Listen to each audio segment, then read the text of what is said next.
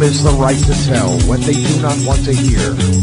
CNN, MSNBC, Fox News. Tired of the same repetitive government narratives? Then wave goodbye to the distractions and rhetoric of corporate media. For this is Anti-Media Radio. But I want to get the language right. The big government is in trouble. You're all a bunch of slaves! Bunch of slaves! What we need in the United States is not violence and lawlessness, but is love and wisdom and compassion toward one another. What's your definition of media? And now, here's your host, S.M. Gibson.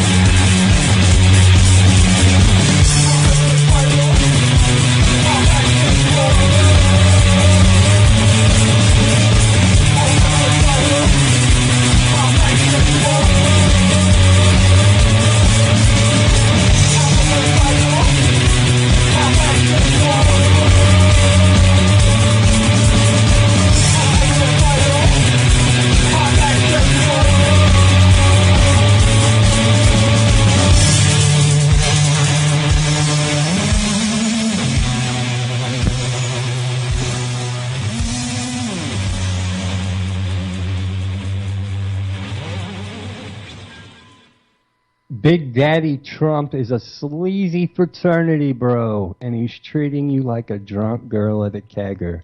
He's telling you exactly what you want to hear, and the second he gets what he wants, he's not even going to return your calls. It is March the 4th, 2016.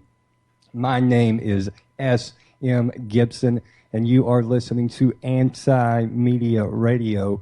I know typically on Friday nights you are joined by LaVon. She is out this evening, so I have taken over her spot.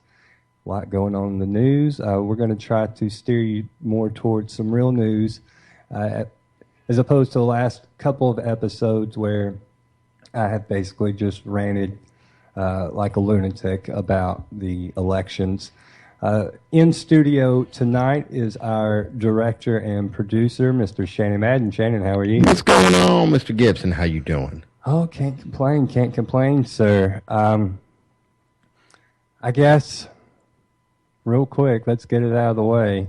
Where are you at with the WWE theater? Daddy, you mean? Yeah. You talking about Daddy? Oh, you know how I feel about Daddy. Daddy's got this whole thing sewn up. So much so that we might possibly, everybody keep your fingers crossed, we might actually get Justin Bieber to move back to Canada. Oh, man, that would be so awesome. Yeah, I'm going to go with it. Yeah. We've actually got a story up. We're going to have the wonderful Claire Burnish on here in a little bit, so I'm going to hold off and talk about that story. But the headline is, lawmakers just passed a proposal to ban Donald Trump from entering Mexico. It is on the front page right now of the antimedia.org. So yeah, we'll talk to Claire about that story. I'm going to run down the top stories of the day, and you just jump on the website and read them for yourselves. Syria, Assad calls for elections, offers amnesty to Syrian rebels. Facebook's Latin America vice president arrested for refusing to give up data to law enforcement. New grocery store sells food other stores would have trashed. Shelves empty daily. Legalizing weed has done what $1 trillion in a 40-year war couldn't. Wow. And another one, this is just a horrible story. Cops woke up naked woman, ordered her to produce a gun, and then killed her. Mm. Yeah, that's she was a grandmother, too. It's a really sad story. It's actually in Kansas, where... where I'm headed to. Mm. But it was three police officers crept into her bedroom while she was sleeping, and she was unclothed, and they were demanding to know where her gun was. She was following orders, going along with what they were telling her to do, and I'm sure they weren't being exactly pleasant about it. And then they just shot her dead in her own bed. Her daughter is now suing the city of Gardner, Kansas. That's just a really, really terribly sad story, and unfortunately, this has happened all too often. It's all too often in our society. So let me get this straight. So they break into this lady's house, basically just break in. She's asleep, in bed naked.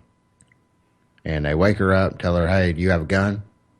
So she gets up. Does she even put any clothes on? Gets up and shows them the gun, and then they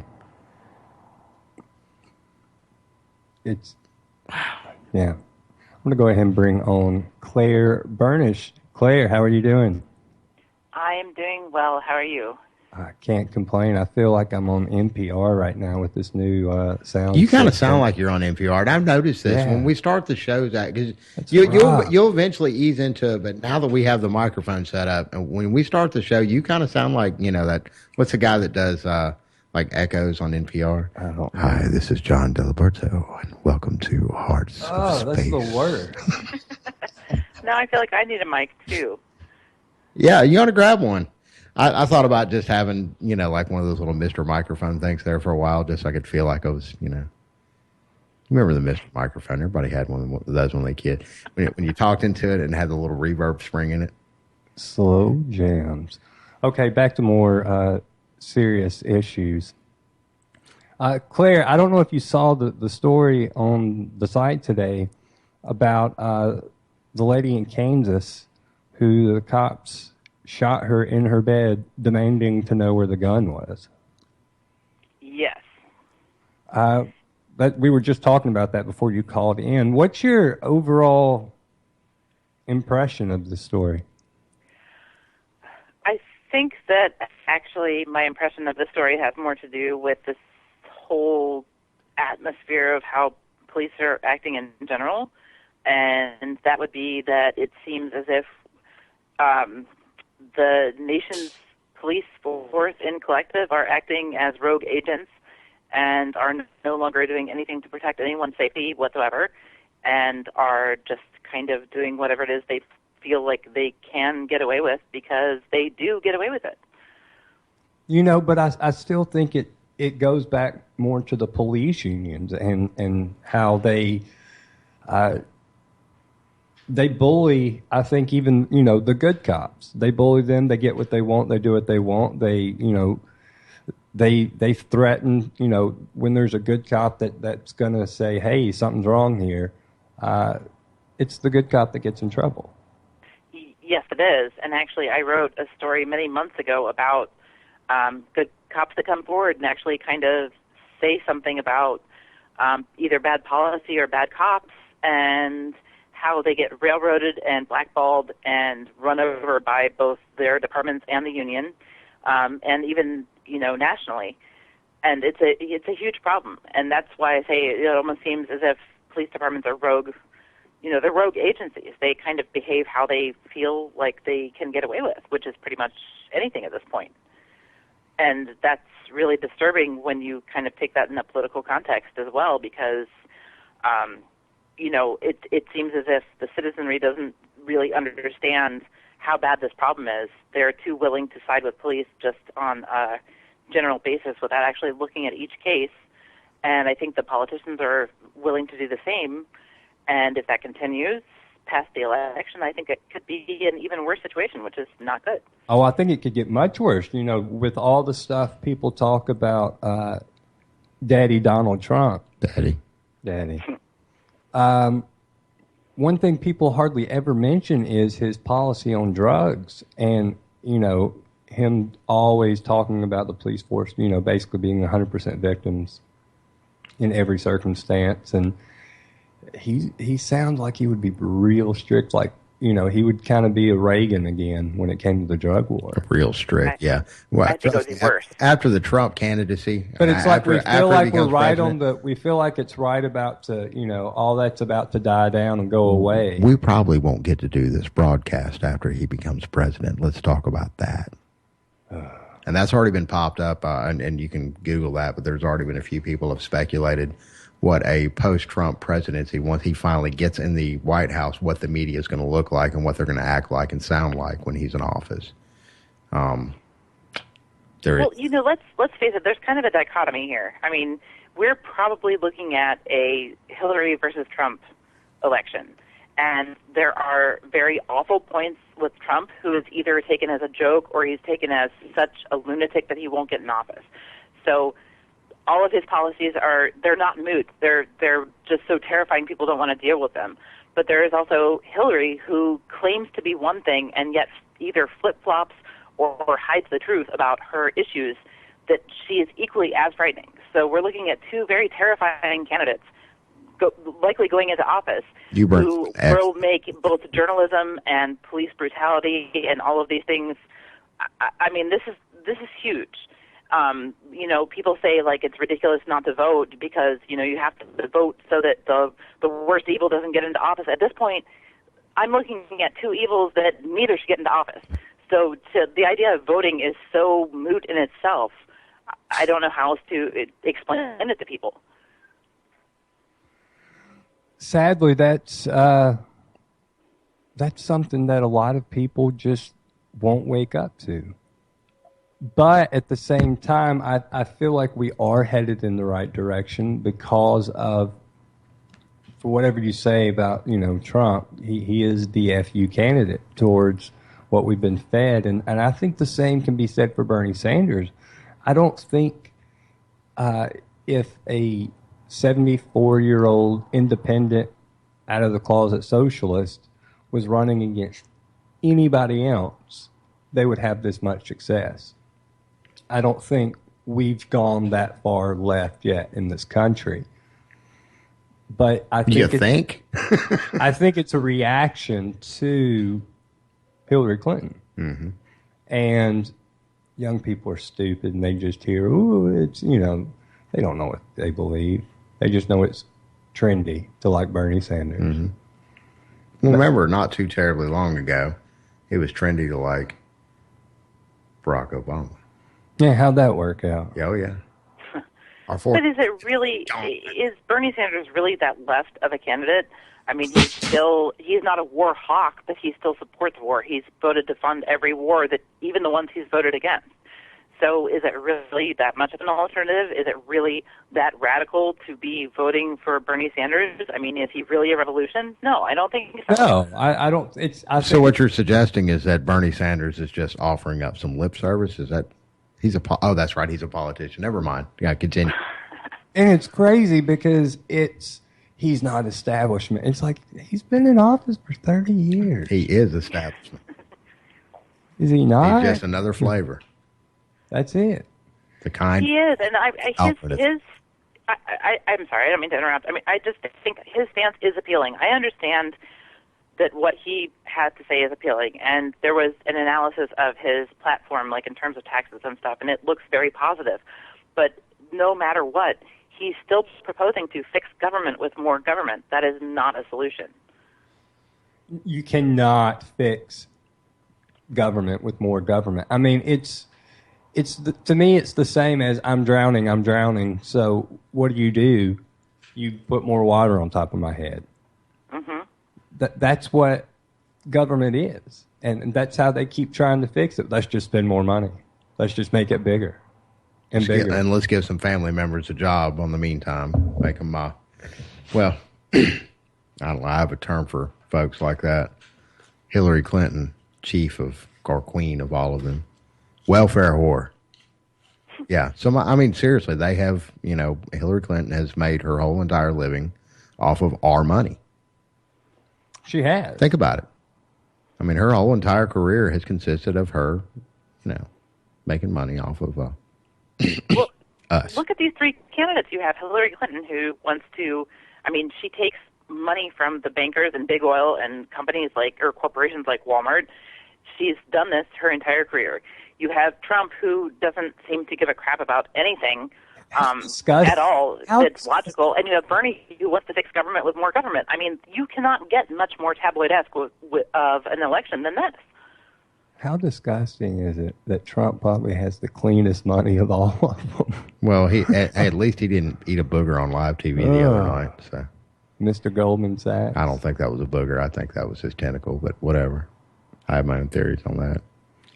Because then again, I mean, and we've pretty much narrowed it down to those three. But any of the other folks that have stood up on that dais at some point in time, your career welfare whores, every single one of them. They are. And, that's the story. What was it? Bernie was 40 years old and didn't have any money. Mm. Was broke, never had a job, whatever story is, blah, blah, blah. Well, he should have went to that Trump University. He'd have figured out the art of the deal real quick.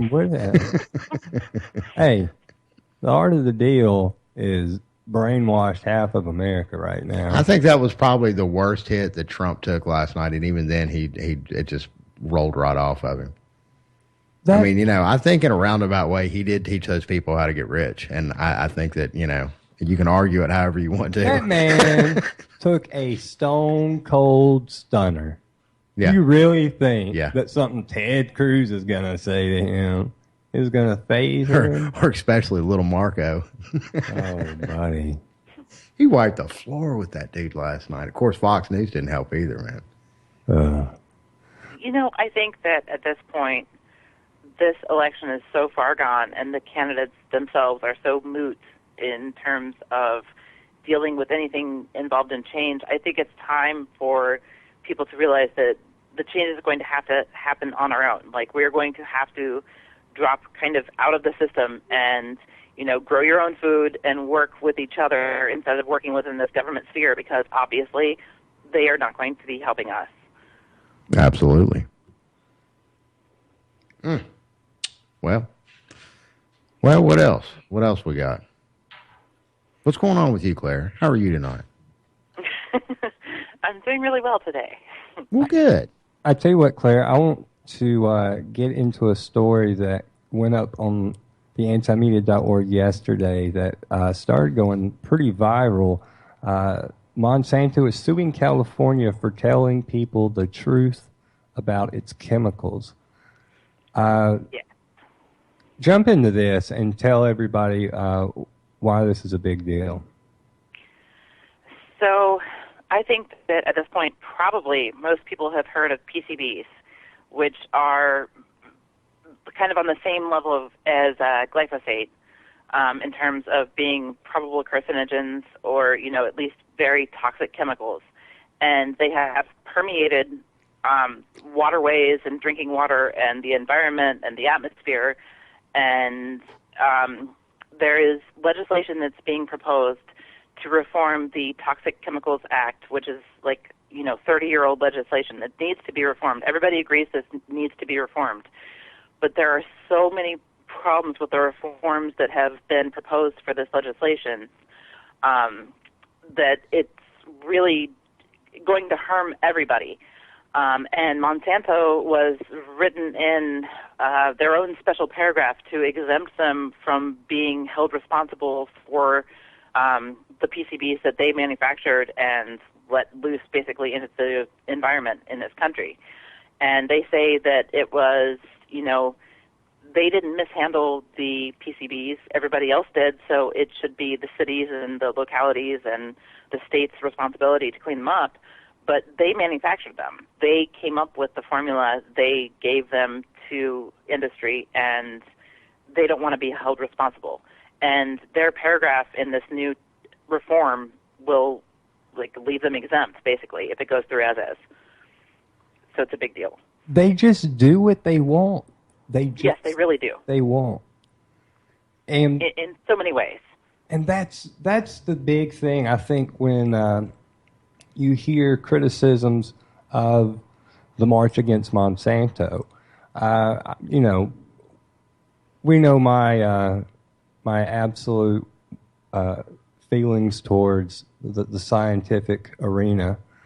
In the whole GMO thing, I'm not a scientist. I can't tell you if it's bad for you, if it's good for you. I hear what both people say on both sides. I don't know for myself. At the same time, Monsanto is a lot bigger and a lot more evil than just the GMOs.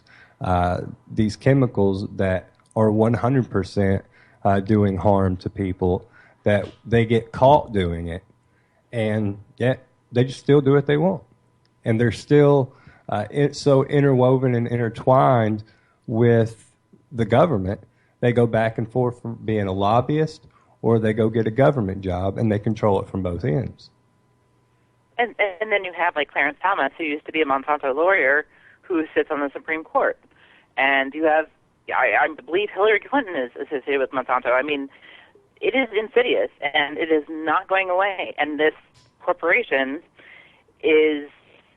they get away with whatever it is that they want to get away with. I mean, literally, figuratively, in every way, they get away with what they want to get away with.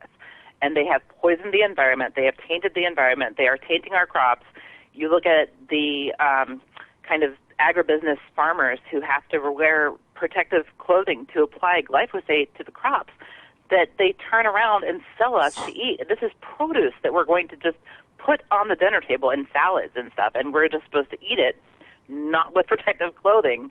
I mean, this is insanity to think that this corporation gets away with what they do. And another thing, I was talking with my dad yesterday about a friend of his that was in Vietnam, and all of a sudden starts having seizures, starts having all these major health issues. Guess what? Agent Orange. Yeah. Straight from Monsanto. And when you get a corporation that starts out with something like Agent Orange and, weaponized herbicides and everything else, and you want to turn them around and let them loose on our food crops, what do you expect? But, again, they're married, corporation and the government. Mm-hmm. And that's why this is an oligarchy. It's very... So, in other words, if we have more government, we'd have more corporation, right? Isn't that how that works? Wait a minute. So why are all the corporations leaving and going overseas? Oh, strange how all this is working. Something's up here. And I take issue with oligarchy. I think it's more like a plutocratic corporatocracy. I really believe that firmly. I'm tell you what, I want to see if I can play a clip here that ties into all this. Yeah, this is where the show went downhill last night. It did. So if it doesn't work, we were doing so good too. Well, hang on, everybody. Here we go. Donald Trump is an American nationalist in an old-fashioned sense. We have been governed by elites, and I've been part of it. Look, I helped pass NAFTA. I mean, I've been through all this stuff. And the question is whether or not you think we need to take a deep breath and rethink some of what we're doing. We've had a very clear policy since World War II. We have built a worldwide system that has worked reasonably well. And the Trump argument is that that system now no longer serves American interests. It serves Chinese or Russian or other interests. Now, this is a real honest fight. And the traditional national security group in the Republican Party is appalled by the degree to which Trump would disrupt the system that's been built since World War II. All right, so... Okay, see if you heard what I heard with that. Did he not just say, of course we're run by elites? I know. He goes, I helped pass NAFTA, just assuming that was, some establishment run through, which we know that it was.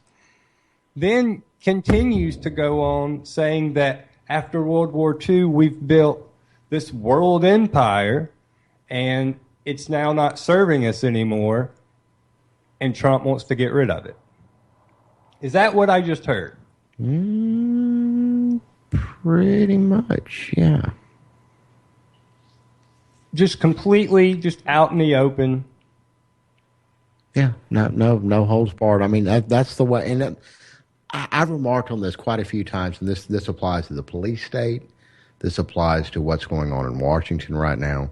It's not even subversive anymore. It's completely out in the open. And even when it is kind of sort of subversive and we get an email that we're not supposed to get or a heavily redacted piece of paper, And okay, there is a little bit of smoke here. Here's your thing. Now go away. And that's pretty much about it. And they've gotten more bold and more brazen about it. I mean, that's the part that really needs to scare people, is that they don't care anymore. No, they really don't care anymore. I think the thing that people seem to be missing, and actually Glenn Greenwald kind of pointed this out in the Intercept today. Yes, Trump might be kind of, considered counter to the establishment to a degree, but what he's really doing is he's touting the issues and touting the mood and the feelings that were there in the establishment all along. He's just more candid about them. He's not actually some radically different, position than anybody else. He's just more honest about it. Yeah, that's right. And, the thing is that Trump is corporate America personified. He's the corporate Jesus, and there he is hanging up on the cross for all the world to see. He is the poster child of capitalism. And it's exactly what we're talking about the boldness and the brazenness. Yeah, so I gave money to so-and-so. It's a big deal. We were remarking on this last night watching the debate. Yeah, I did such and such. I murdered a puppy. What about it? You murdered a puppy before, I'm sure. Yeah, but anyways, that was disgusting you asked that. Next question. And I mean, that's the attitude, the arrogance. Yeah, okay. I know I'm a horrible, evil person. So what about it? I'm making money over here. I'm making deals. And I want to make deals for you, America. I want to go ahead on that note and bring on another guest. The editor-in-chief of the Fifth Column News, and the man, the legend, whose quote is up on Facebook right now about Big Daddy Trump.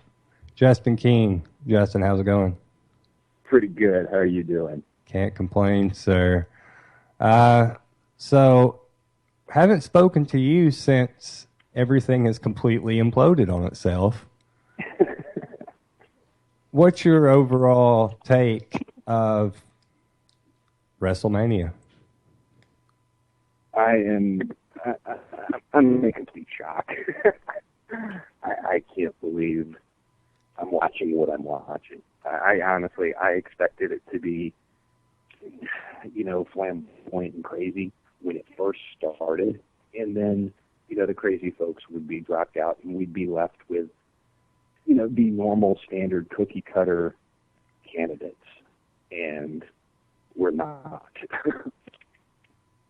This has definitely gone somewhere else. A friend of mine and me have joked for months, and probably thousands of other people have too. How long is it going to be till Trump actually tells everybody that he's well endowed? We just joked. Beautiful hands, too, I might add. We just joked that it was going to happen. Yeah. And sure enough, last night it happened. At some point, he's going to take it out for everybody to see.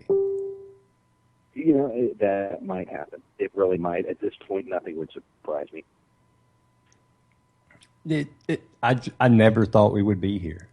And then you've got Marco Rubio, who I'm still convinced was the guy from day one. He was the plan. Oh, sorry. I'm just giving the phone party background music there. Go ahead. I'm sorry. And I got overtaken by the spirit. He's out. He's out. He's gone. He's out. Yeah. Nah, he ain't out yet. He's still off in there. Got some white shoes on with the foam all over. Those shoes scream out. Yeah. Everybody thought that was like a shock, and I'm like, really? Y'all didn't see that coming. I can't believe nobody said anything about Ted Cruz yet. Oh, that is a big old closet queen if I've ever seen one. Don't give me that. Anyway. But yeah. I mean, Trump looks like he's going to be the Republican candidate, and it looks like the Democratic Party will push Hillary, even though that may not be what the party wants. It looks like that's what the elders will do, and we are left with, a disaster. I don't know what to say. way. Yeah, Trump is like the herpes of the Republican Party. They cannot get rid of that shit. That whatever they want to do, whatever medication they got they're putting some Romney on it right now. Let's hope that works. And I got to rub that Romney in real good around the infection area. Whew. So, okay, here's my question to both Claire and Justin. What are the chances that this is real and this is just some lunatic running through the wall screaming at the top of his lungs?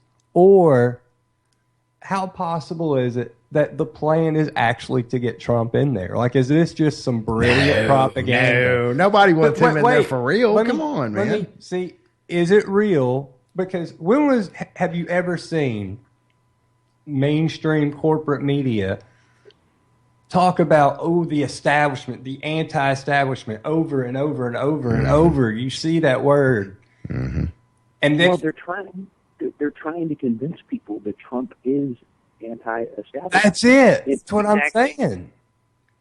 Is this the plan? To get... No, I think they're just rolling with the punches, doing what they do, and they want Fox News and these guys say they want the Republican Party to take the White House regardless of who it is, and I mean it just blows my mind that the American people have decided to buy into the line that the trust fund baby billionaire that went to private schools is anti-establishment. I mean, he's the definition of establishment. I mean, he openly says, yeah, I paid both sides. That's how you do business. I bought politicians right and left. So weird. And I think that also, they didn't necessarily want Trump to be the front runner, even though obviously it was time for a Republican candidate. I think Trump took them by surprise, and his popularity took everybody by surprise. And I think that they're kind of trying to run with it and trying to play him off as anti-establishment, even though, like I said, he's right in there in the establishment. He's just more open and honest about what was there all the time. Okay, here's another thing I noticed.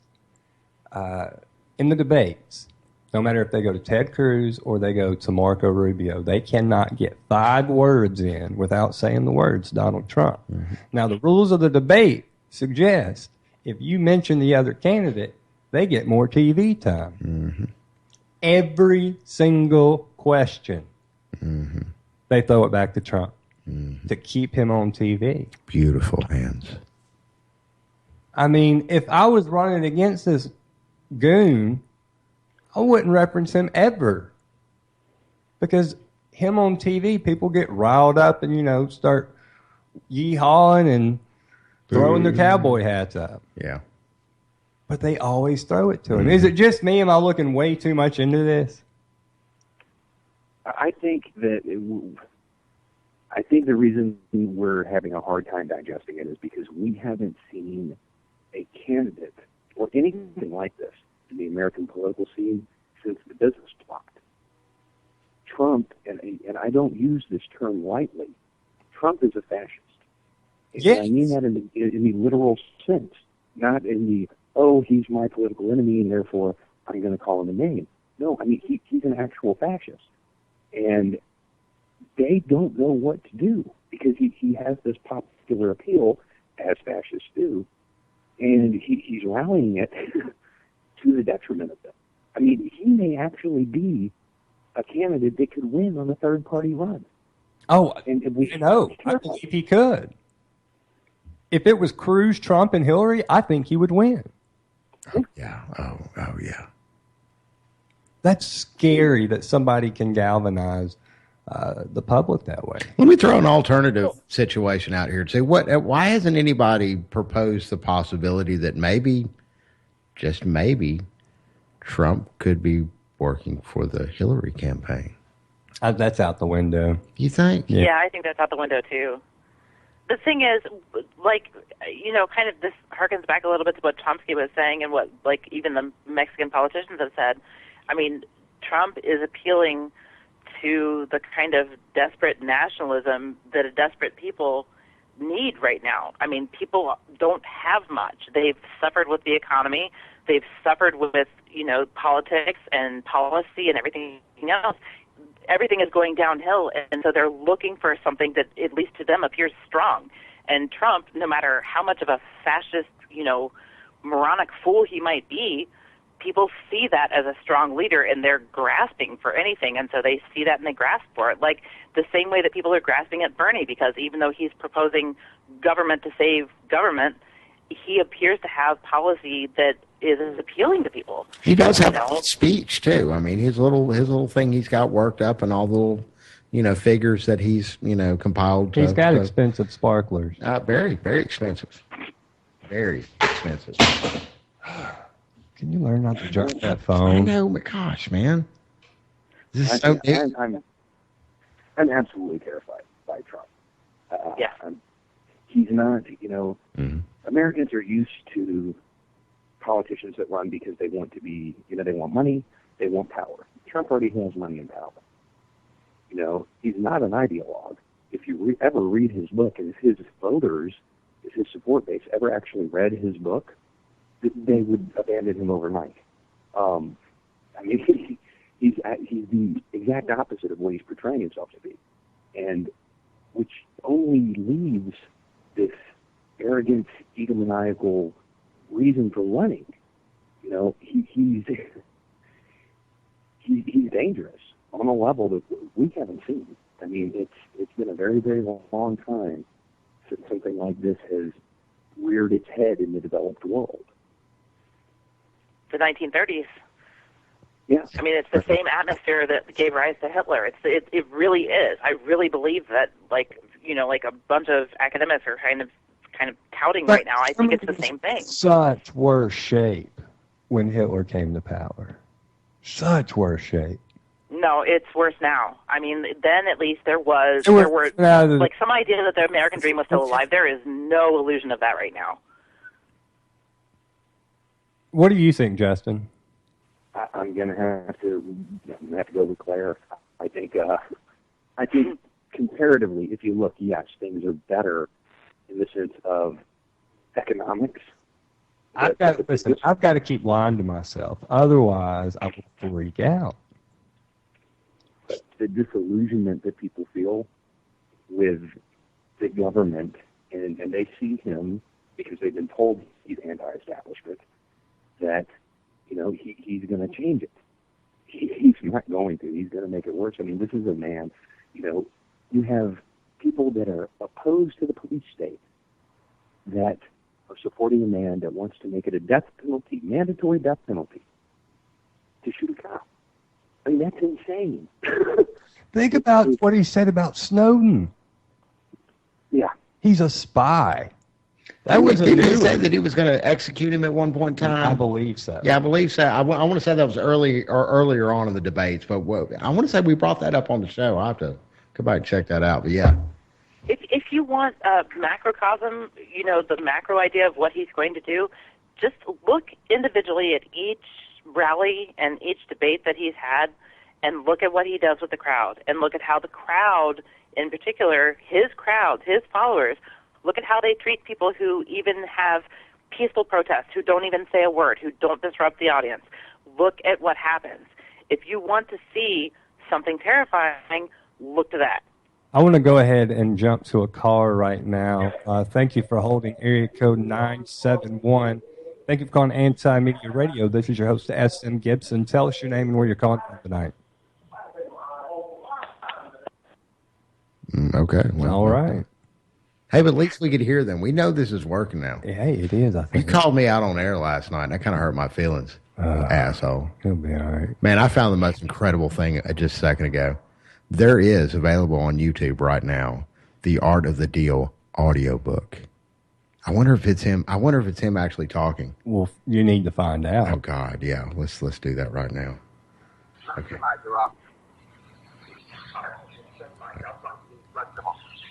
I never get to attack the one deal or one approach. No, it's not him talking. That's gay. No, we're not going to do that now.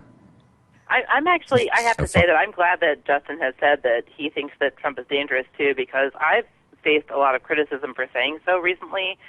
I don't think people are taking it seriously enough, what he actually has the power to do, and I think in particular because he is such a popularity hog. Like, he will do anything to be popular. So even if his own policies and his own beliefs aren't necessarily so extreme, he listens far too much to people who pump up his more extremist ideology. I'm going to freak out again. Yeah, I mean, if I was Latino or Muslim and I lived in this country, I would be buying a weapon. I would. I would buy a rifle. I think that needs to be on the shopping list of just about any person of color in this country. You know, I mean, those of us on the call, you know, we're going to be all right, but there's a lot of people that won't. And I mean, I don't. It's one of those things that people always say, you know, it can't happen here. It can, and it will, because we're so disillusioned that this idiot's leading people in the desert, and they're going to end up drinking sand. Here we go. Told you. I was talking about this the other night, actually, and about how kind of serious I think this is, and how it just ties into a lot of different stuff. It really reminds me of the story of Jesus a little bit, because it was the church that delivered Jesus up to Rome. Mm-hmm. It was the church. It wasn't the scholars. It wasn't the intellectuals. It wasn't the people that weren't involved in that. It was the church. It was the common people. It's happening again. Like, that's going to be the demise of the human race. Well, Daddy. Daddy, why you going to be so mean? Like, I think he wants, and what was the thing? The safe zones? He wants to have safe zones. Safe zones. I mean, that's just a fancy word for, yeah. Put immigrants in safe zones, and no red flag for anyone. Yeah, he just single-handedly lost the Asian American vote with that one. No, he didn't. No, he didn't. He'll get more support. Well, he'll get some more support, and just like Justin pointed out, those people supporting him will not be people of color. Every time that we talk about Trump, I'm still reminded of Pastor, I think his name is Niemeyer, who wrote First They Came For. I mean, Trump has every sign of being a fascist dictator, and it's not as if he necessarily would do that on his own. It's just, like I said, his supporters are going to prop him up, and he is fed by that, and it's dangerous. I think that's even more dangerous than just if he were that way on his own. No, you're right. Absolutely. The very terrifying, and it's terrifying because the American people are apparently this dumb, is that if he had a D after his name instead of an R, he was allied with the Democratic Party, and he said the things that he was saying, people would be screaming about the New World Order and the UN coming to take over, and FEMA camps, and but because he decided to run as a Republican, even though he's supported the Democrats his entire life, he's getting a pass on this. Like, nobody seems to see. He's getting a pass on everything that comes out of his mouth. It's incredible. Everything. I'm going to bring jobs back to America, suits Mexico, like everything he makes. He's like, well, yeah, it's cheaper. Well, yeah, sometimes you got to send stuff over there. Yeah. I mean, that's the only way you can make money. And it's all about making deals. I'm a deal maker. It's all about deals. And last night they asked, I can't remember what the question was. They asked him something. He's like, I'm changing, flipping right now, different position. Yeah, I mean, I make deals all the time. Second. Sometimes you have to change your position in order to, get your best position in making the deal. The deal. So what is the deal? I don't trust him. Well, we know what the deal is. And then he's suckering people. He's suckering Ron Paul people in because of this. He mentioned the Fed once. Yeah. And there's no candy in that van. None. And then he's talked about the Saudi Arabia connection with 9/11. Mm-hmm. He hinted about it last night. And so he starts getting, like, he's pulling from everywhere. Yeah. He's pulling Democrat. You hate Mexicans? Great. Hey, I hate Mexicans too. We'll send them all back over there and make them build a wall as soon as they get behind them. Let's make a deal with them. Yeah. I can't believe that man used that word. Hey, but one way you're going to make that, well, there's a couple of ways you're going to make that deal. Can't believe that man used that word. I would never use that word. Never. And if they that wall, starve them out. I mean, I'm an open borders kind of guy, but even if you wanted, a closed border system, building a wall to stop a nation of people that have built, the only people that build more sophisticated tunnels than the Viet Cong is it's insane. I mean, it doesn't even work on its surface. It's not going to keep them out. It'll keep us in. We haven't made exactly. Okay, think about this. There's a man running for president that's openly saying, I want to spy on everyone. Mm-hmm. The guy that told you the truth, I want to behead. Mm-hmm. I want to get rid of every brown person in the country. Yeah, why not? We're really going to spy on them. Yeah, let's whiten it up. We're going to have safe zones / big concentration camps for these people. We can hoard them in so they're not out with you people. We're going to have a police state, and we're going to heighten the drug war, and we're going to love the cops. And I'm going to build a wall. Does any of that sound like smaller government to you? That sounds like and probably I'm one of the going largest to build a ever. wall around the country. Yeah. Like he's telling everyone, be 45, be 50. I'm going I to don't know. slave you. I work with a lot of great engineers, so it could be 60 foot. Who knows? I mean, the sky's the limit. How high do you want your wall to be? I just don't think that people take seriously enough the threat that he actually is. I don't think, I mean, just in conversation on social media and, in articles, I don't think that people understand how serious of a threat he actually will be when he's in office. And it's not because necessarily that he is so staunch in one position, but it's more because he's just like the police. He's a rogue agent, and he's likely to do just about anything.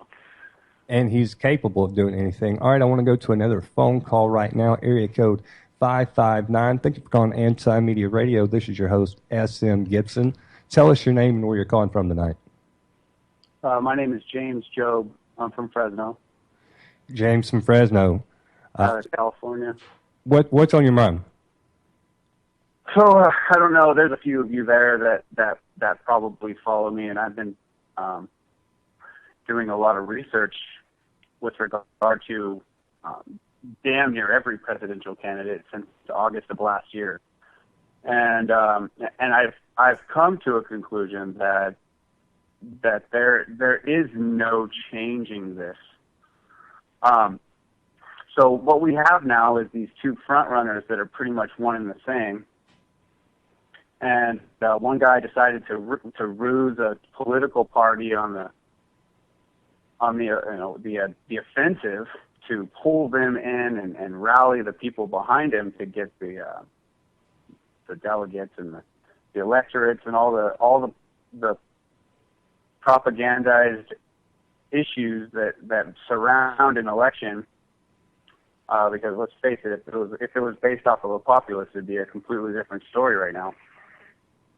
But I've been researching Trump for the past few days with regard to his history, his current stance, everything he flipped on. And by the way, last night he flipped on Megyn Kelly. She said that he sided with Hillary Clinton with regard to assaults on bans on assault rifles. And he sided with her a couple of years ago. And last night, while he was standing in front of a Fox newscast, he backed out and said he wasn't going to. He wanted to switch sides at that point.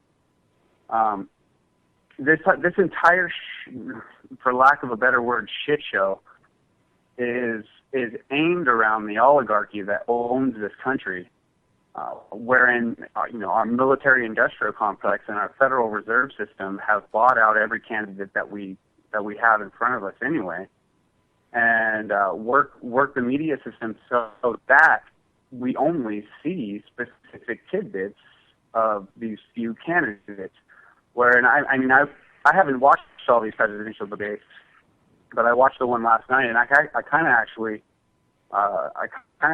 laughed and had a little bit of respect for some of the Republican parties. Almost like they got together last night and said, wait, let's disavow Trump now before we all lose to him, and we wind up with his policies, because I'm convinced now he's not sheepdogging for anybody. He actually is egotistical enough to think that he can win this, and it's going to be up to the people apparently. But I'm convinced he's going to win. I don't think there's any. I am too. I don't think so. I don't think so. I think Hillary will pull it off. But here's the problem with that. These two are best of friends. I mean, you don't show up to somebody's wedding and then 2 years later go, go bashing them. It's all part of a political propaganda regime.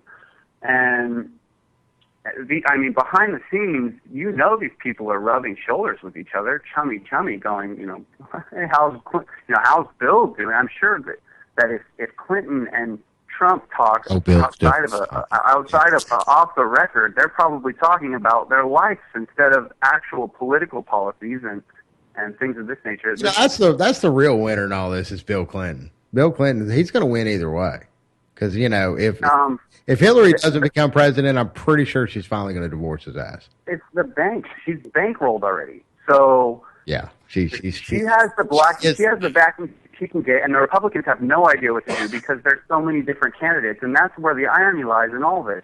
There are more Republican candidates that are aiming to try and pull democracy into work for them right now, when for the past 4 years, every single Republican you can lay your eyes on has been bashing democratic values for the last 4 years, doing as much as they can to split the political parties between each other, which they're one and the same, but they want the populace to believe that there is a difference, and that's how they get this entertainment that they do on the television.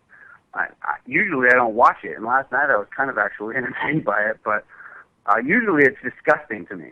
But right now I'm rather of the mind that we are actually seeing a shift where 4 years of the rhetoric between these two political parties that so have you, they split each other apart now, and it doesn't matter what the people push. With the amount of information that you can gather online, you can pretty much gather your own opinion, and we've seen a rise in independents that don't want to affiliate themselves.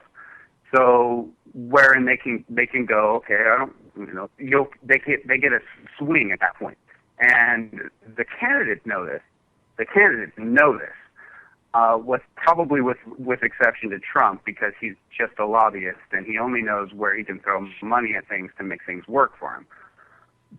But where it's going to wind up riding is who has the contributions, where it's always been that way. Obama won over Romney because he had the backing to do it. He had the people out there canvassing, had the pamphlets printed up. He sent it out to every home in America. He didn't have the political backing to do that. He didn't have the financial backing to do that. And now they're wheeling Romney back out, and it's really sad. They're dusting him off to get involved. Thank you so much for the call tonight. Justin, I wanted to ask you about this, kind of something that the caller referenced. Typically, I do believe that, politicians are in the back, buddy, going out for drinks afterwards. But the Clintons being the Clintons, especially Hillary, have made so many enemies from friends throughout the years. Do you think this is a deal where Trump and Hillary are high-fiving backstage, or do you think this is actually vicious going after her? He's a fantastic senator. That's a quote from Donald Trump. They're buddies. They're friends. They always have been. He's right. She went to his wedding. Bill couldn't make it, but he made certain he made it in time for the reception because they're close. Because Bill loves a good party. Well, right. And that's what Available Tale is. Come on, man. And he gave Clinton, the Clinton Foundation, some obscene amount of money. We're talking like $100,000 or something. I do think that they're buddy buddies. But I think that Trump is doing what Trump does. businessman, and businesses are not ran by committee. They are not democracies. He wants to get to the top, and when he gets there, God help us all. Yep. I mean, people slam Obama over his use of executive orders.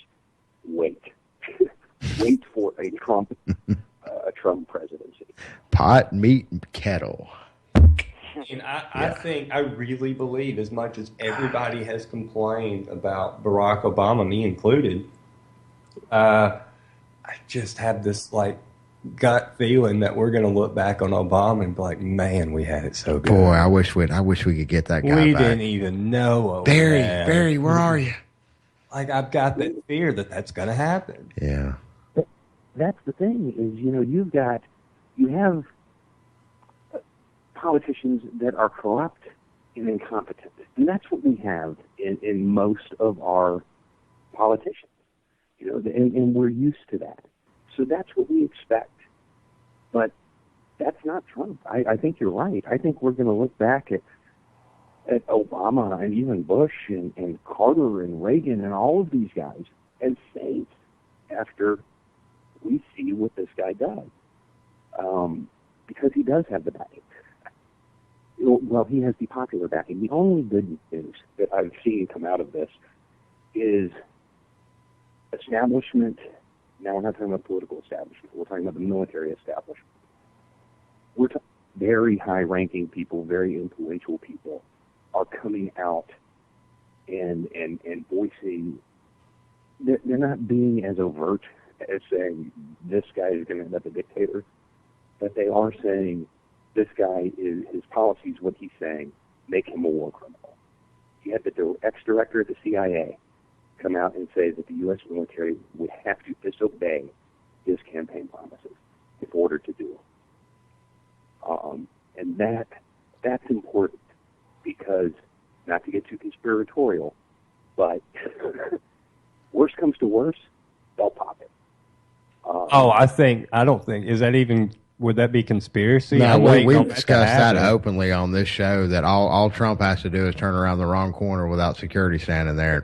It's done. Yeah. I think they could get two birds with one stone out of it, because I think they can use and go, oh, it was ISIS. Can you believe that? Your guy got killed. It was ISIS. Let's go. And who would be his VP that would ascend the throne? Oh, I don't think they'll even. I think it's going to be Bobby Kennedy, not Ronald Reagan. They're never going to let him put his hand on that Bible. You think so? They've let it get this far. No. Look, Bobby got it in June, I think. Okay. We still got a ways to go. Yeah, true. I mean, I do think that's a real possibility because, it was, you had the ex-director of the CIA, you had the current director of the DIA, who I have a whole new respect for over the last year, because this man has just said, screw it. I'm not playing these games anymore. And basically what happened was they had some of their own people get killed. This is an agency that I think it's lost like 16 people in like 60 years of operations, and they lost 48 people in one day. And within a week, this guy, he's the guy that released the document showing that we supplied ISIS. He's come out against it. And the movie, and they talk about the covert ops that the CIA does. They plan them. But the guys that actually go out and do the dirty stuff, they work for this agency. And that's not an agency I'd want to have against me.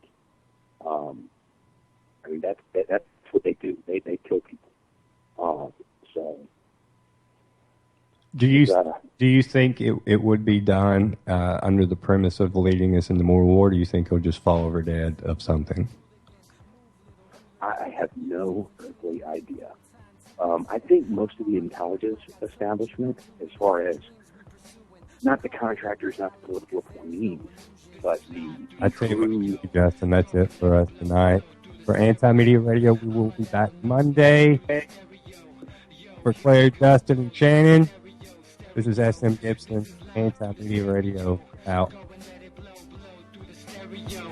I'ma let them know through the stereo. Yo, here we go through the stereo.